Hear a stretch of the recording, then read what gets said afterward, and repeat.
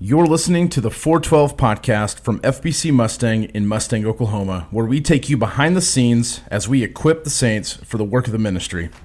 I'm Jeremy Davis, your host. Let's get started. What is it that you're looking forward to the most? Great chance to get to know people better. It is an absolute madhouse. I try to find a place with good salads. So 3 sermons a day. I never did youth ministry, mainly because I'm scared. It feels good up here. We run to the woods thinking, Lord, take my life. I'm done. Often how I prepare my own heart. I'm looking and reading and thinking. We had students in the room, 6th through 12th graders, singing at the top of their lungs the doxology. The engine that is pulling the train should be truth. I like it. I like it too. Okay. Welcome back to the 412 podcast. My name is Jeremy Davis, and I'm so glad that you're here and you have joined us. We are going to be talking about the Passion Mission Trip, and so we've got John Brewer here back on the show. John, welcome back. Thank you. It's always good to be here. Yeah, we're so glad you're here. And you brought a couple people with you. Should we play which one of these are your kid? No, I think it'd be pretty obvious as soon as a female spoke. Yeah, well, it's not mine. It doesn't work as well on a podcast as it does in person. That's true. With a bunch of strangers that you've never met. Correct. All right, so we're going to go around. We're going to introduce ourselves. We'll start down there with you, Molly. Just introduce yourself. Tell us how old you are and what you do. I'm Molly. I'm 17, and I'm a senior. Yeah. Senior in high school? Yeah. At Mustang? Molly's last name is Musick. Yeah, they're very good. For anybody that cares. Yeah. We actually have 2 Mollys in Passion, so we have to clarify. 2 MMs. That's true. Very true. Interesting. Molly, you're a senior. Mm-hmm. What are you doing next year? I plan on going to OCCC to do the PTA program. Right on. Very cool. And how long have you been in Passion? Since 6th grade. Since 6th grade. My girl. All the way through. All right. All the way through. All right. My name is Luke Brewer, and I'm 17, and I'm a junior at Mustang High School. Okay. My last name is not Music, but I do enjoy music. There you go. Yes. Okay. You make music. I do. Yeah. I do. Yeah. Very good. We got to. We'll talk about that. Okay. We got to share some of your music on the trip. It was very cool, It was and with our church. And my son actually asked. I can't remember who. No, one of my son is one of my daughters. Asked. There's like a Christian rapper that does like books of the Bible and all this stuff. And halfway through their music, they leaned over like, "Does he do that song?" They thought you were famous. That's funny. That's funny. I wish I could remember what it was. It would make the story better. But all right, so we've got Luke, we've got Molly. Both of you were on the Passion Mission Trip. The trip was to Memphis, Tennessee. John, tell us real quick what Passion is all about. And why you do mission trips like this? Yeah, Passion is our student choir, so it is a part of our worship ministry, a very important part, but it's primarily and only for our 6th through 12th grade students, and so we took 74 of them on our mission trip this year. We always want that group to be a worship leading group, so they lead throughout the year, the school year. But one of the focuses of that group is our mission trip that we take, and we do that every spring break. We go to a different location. This year happened to be Memphis, which we did just a couple years ago as well. But love getting them outside the walls of the church to serve and use music in unique ways, because it really opens up some cool doors and cool opportunities for us to take the gospel in places we would not otherwise be able to go. Yeah.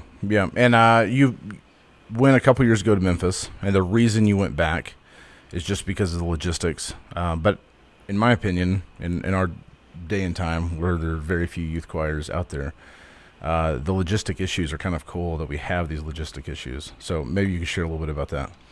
Yeah, we try to keep the trip cheap so that as many people can participate as possible. And right. So we don't want that to be a hindrance. But with that means we stay in churches on Sunday school space floors or gym floors or wherever it may be, and that becomes our hardest challenge, is to find churches that still have the facilities that can host us, because we need showers, we need kitchen space, we need some room for them to run around.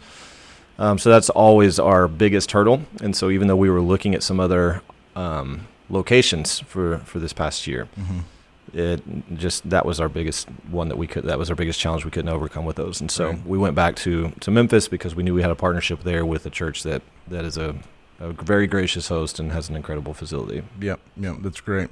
So, Molly, you've been going since you were in 6th grade. Well, I mean, 8th, since we didn't have it. Oh, that's COVID. true. Okay. So you've gone every year that you're able to go. Mm-hmm. Why does this trip matter to you? I think it just matters to me because it just like makes me realize like how grateful I am for this church and the opportunity that I have to go worship the Lord. Mm-hmm. And then just overall just worshiping and fellowshipping with all the like the youth group and like fellow believers is just so impactful. And then just like seeing the people that we impact as we're singing to them and or like doing service projects. Yeah, absolutely. Luke, what are some of the places that you went this time, some of the sites that you got to sing at? So we went to Madonna Learning Center. It was a center for special needs people. I mean, it was young kids from like 4 or 5. Yep, 4 up to mid-40s was the oldest. Yeah. Resident. So there was a wide variety of people there, and so we were able to minister to them, and they were very grateful for that and very accepting, and seemed to enjoy it. We went to a homeless shelter for men. Is that what it would be considered with the chapel? Yep. We performed there, we led there, and there's a good turnout there as well. We went to a men's rehab facility. We were planning on going to a women's rehab facility as well, but it was due to weather we couldn't make it that time. But those were just a few of the ones that we went to this trip. Yeah. Due to weather, you didn't get to do one of them. Mm-hmm. I was flying in to go join you guys, and due to that same storm, I thought I was going to spend the night in Nashville. I did too. You kept saying, "Yeah, like my arrival time is now midnight," and then text later, "My arrival time is now 1:30 in the morning," and then next one was like, "My arrival time is now like 4 in the morning," and then the last text I got was like, "I'm actually here. It's going to be about 11:30, and I'll be there." It's like it's earlier than your original time. I know it. I don't know how that worked out, but I have no idea. I'm still confused to this day. Yeah, But we're glad you made it. I'm just glad I got there. Yeah. It was a great time. So, John, you've been doing these trips for a long time. How have you seen them change? Has your mission ever changed? What's different about these in the early days versus now? Just kind of give us some history on it. In some ways, they're very similar in the sense of the overall scope that we stay at a church. We try to do ministry throughout the day. We try to have some free day opportunities, stuff like that. That has not changed. I think what we've noticed has changed with our group getting bigger. It becomes harder for ministries to host us. And so we either have to break up into multiple groups. And so because of that, there's just not as many ministries that have like work opportunities for us. If you think like painting or picking up trash and those type of things, it's hard for those ministries because a lot of them are small. It's hard for them to manage upwards of 100 volunteers. Yeah, we had one really good opportunity in Austin last year, and they were ready for us, and it worked out well. So it's not that they don't exist; it's just that they're not very, they're not frequent opportunities for us anymore. When our group was 30, 40, that wasn't a problem. Yeah. And so now where we try to put the emphasis on what we do is those unique opportunities through singing that would not be afforded a large group otherwise. So one of those is like a juvenile detention center. There'd be no way we'd be getting in with 74 students into a juvenile detention center to do any kind of ministry. That they wouldn't open their doors for that. But because we brought music in the form of a concert, made it very easy for them to say yes. Yeah. And so that's been one shift is shifting more towards prioritizing those singing opportunities, and that in and of itself, when we remove some of those work ones, it presents its own share of challenges, but that's kind of where we landed this past season. Yeah, that's cool. Molly, talk about your favorite thing that you did on this trip, and then why it meant so much to you. Okay, my favorite moment of the trip was probably whenever we got to just worship. They have a big worship room, like choir room, and it's like a huge window, and like it's a really big ceiling, and so just worship in there almost every morning was just so good and so impactful, and it was just so encouraging and just the best way to start off the day. So every day doing that was just probably the highlight of the whole trip. And then concert wise was probably the Madonna Learning Center, because you gotta tell them. Okay, so basically I kind of got proposed to, but like he asked me to be his girlfriend. But he got down on a knee. He got down on one knee. He asked me to be his girlfriend. And then he did push-ups for me. And it was just so sweet and so precious. And then also, after our concert, they all got up and sang a song to us, which was super duper sweet. Yeah. And that was one of my my favorite things. I think that was one of my favorite moments too, was Molly's proposal. But she also, when she was mentioning that time of worship, I think that's helpful for our people to understand, is that it's not just a serving trip where we just go work right. the whole time. There is a lot of in-reach and team building that takes place, and with devotions, with times of worship. Each morning, we are typically spending time, just quiet time, dead silent, for about 20 minutes, and then someone will bring a devotional thought to prepare us for the day. Because of the unique facility, we were able to just have times of just musical worship together, which was great. And then with some of our downtime, we had some free time activities that were team building as well. And so there's a lot more than just, hey, we're going to go sing at this place and then come back to the church. I mean, we're constantly trying to pour into the students. So yeah, and so much time is spent, and whether it's waiting to get things set up as you're breaking down, as you're getting ready to leave, whatever it is. I was surprised at how much time students had to interact with people. Now, obviously, some places, like the Juvenile Detention Center, that didn't happen. But at, like, the Madonna Center, there was a lot of that. And everybody just got to stand around, and more than just singing for them or providing a service, just talking, spending time with them. And I love that. And both of these students here today have talked about the Madonna Learning Center. And Luke got to perform his song, which we'll talk about in a second, I'm assuming. But after that time, he got to interact with a couple of guys that they wanted to kind of have a rap battle with him. But the really cool thing that I don't think anybody else here knows is that they sent us letters of appreciation from the Madonna Learning Center that they had handwritten. And there was like 6 or 7 of them. 6, 7? There was 6 or 7, truly. But I think 2 or 3 of them specifically mentioned Luke's song and just how much they enjoyed it and interacting with him. And so that goes back to the point of what you're saying. There was this, the interactions that took place outside of the concert. Those are important too. You never know what you're going to get from those, whether it's a connection like that or a proposal. That is very true. That is very true. Well, I know for me personally, I loved that site for my own personal reasons. I used to work with that population of people for several years, and so I felt like I was kind of going back in time, getting to be with my people. But every site was unique in its own way. People were impacted in different ways. Before we get to Luke's song, Luke, tell me what was maybe your highlight of the trip?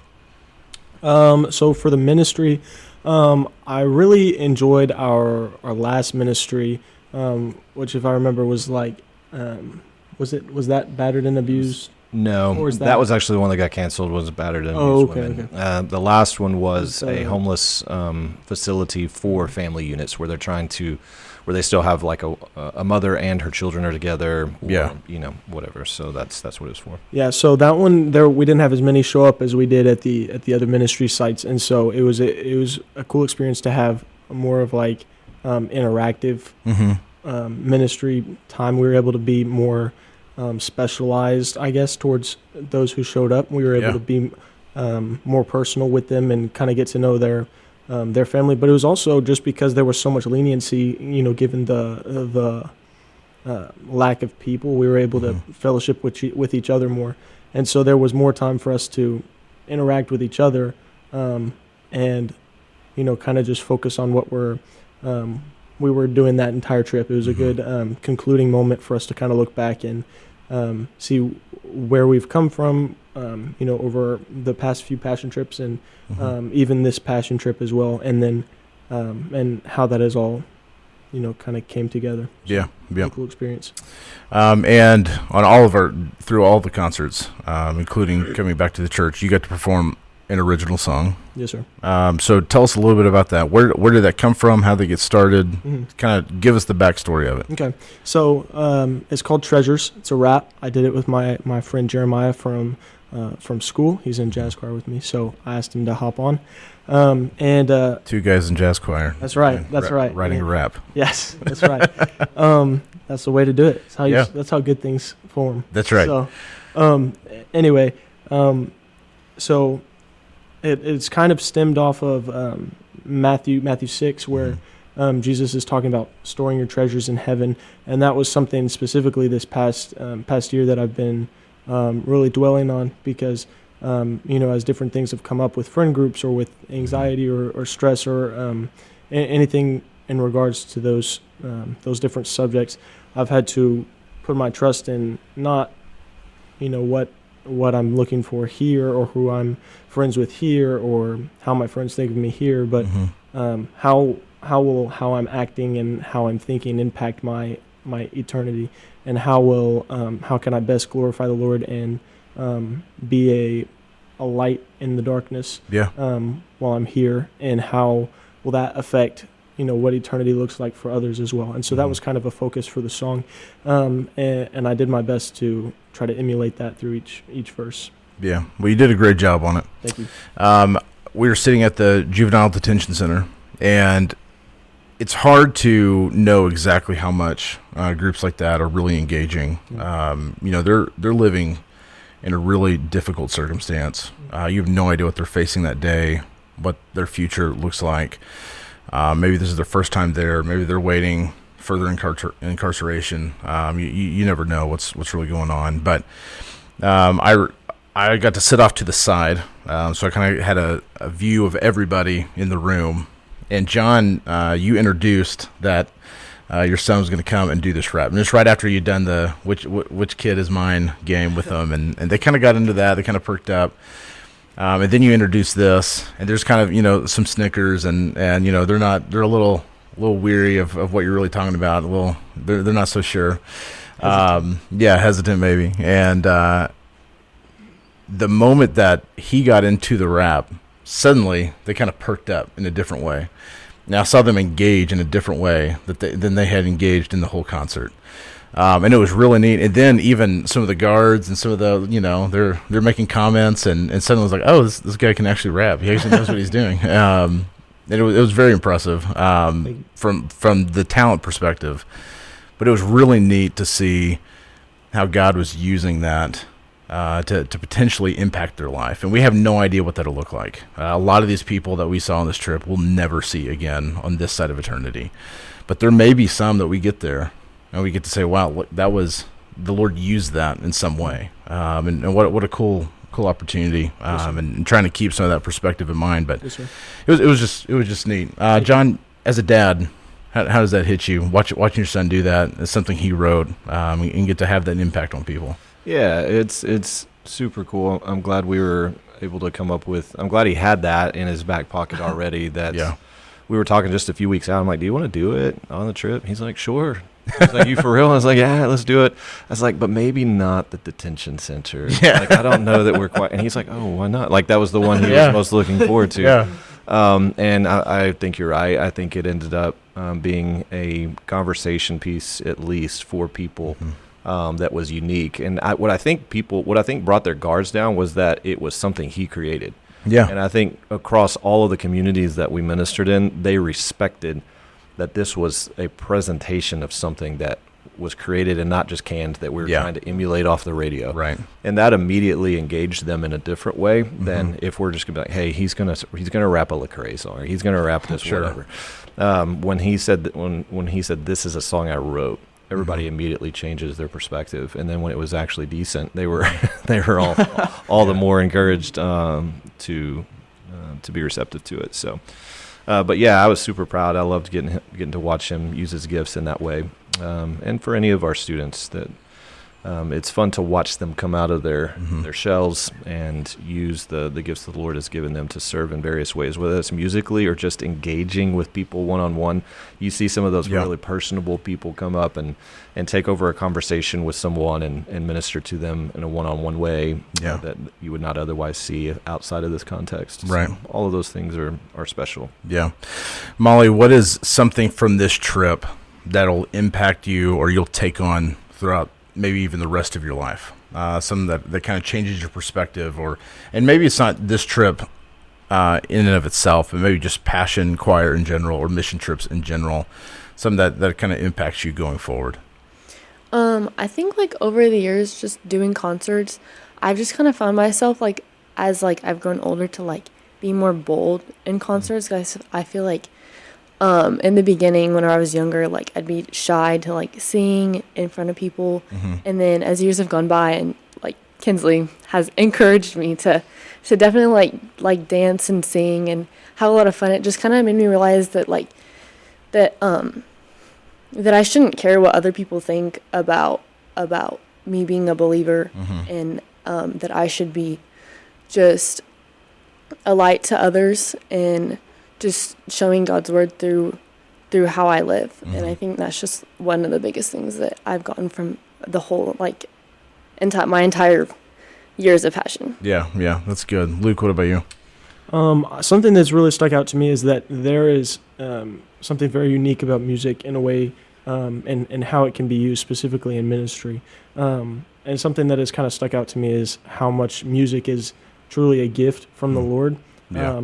But just as everything that's a gift from the Lord, it can be used for good or bad, and it can be perverted or it can be used to glorify the Lord. And so I've really found the importance of music and how it can affect people. It's different because it's a universal language. It's not something specific to one culture or another. And there are even though there are like differences between cultural aspects of music, it is always going to be able to impact people, no matter where it stems from, and it's special in that way. And then specifically regarding ministry, it is just able to have more of a profound impact on people and on their opinions or thoughts, and has been used that way for a long period of time to express opinions and beliefs, and is will continue to do that. And so it's something that I've noticed. So yeah, that's cool. Molly, for the 7th grader, 8th grader who's maybe timid about being in Passion in general, I can't sing, I can't do that, whatever. What's the encouragement that you're giving them to not only be in Passion, but potentially even go on a trip like this? Like how I would encourage an 8th grader? Yeah. I think just like showing them, like just to smile when they're singing, because some of them are scared, or just encouraging them to just show up to Passion and see if they enjoy it. I think what's unique about Passion and what you see that takes place over the course of this trip, especially, it's the trip kind of fast forwards people down the road really quickly. Oh yeah, yeah, because it's you've got to you're either in or out at that point. But what I think is special about Passion is you don't necessarily have to be a good singer. There's so much more that goes into Passion than just can you sing the right notes. We learn and grow spiritually. We learn and grow as believers. We study together what biblical worship looks like. There's those components about our rehearsals and about our trips. And Passion affords you a mission trip opportunity and experience unlike anything else that you would get. Even if you're a part of another youth group that does mission trips for your age group, you will not get a mission trip like this one. Yeah. And so it really is a unique opportunity for any student, whether they can sing or not, because it's so much more than just music. Yeah, well, and that's true for the Christian. We're called to sing. We're called to praise our Lord. And it's not contingent on how well we can sing. And that's something that comes up every time we go to Shepherd's, every time the pastor's at a conference together. There's some of us that can sing, some of us that can't, and it's joked about. but the call is still the same Yep. for us to sing. And when you're in a church, you should be singing with other believers, encouraging one another, building one another up, all those things through song. And I think you do a great job of leading out in that. I'm very grateful. Well, thank you guys for being a part and sharing your perspective on the Passion Trip. I hope it's beneficial for you guys, but mainly for our listeners.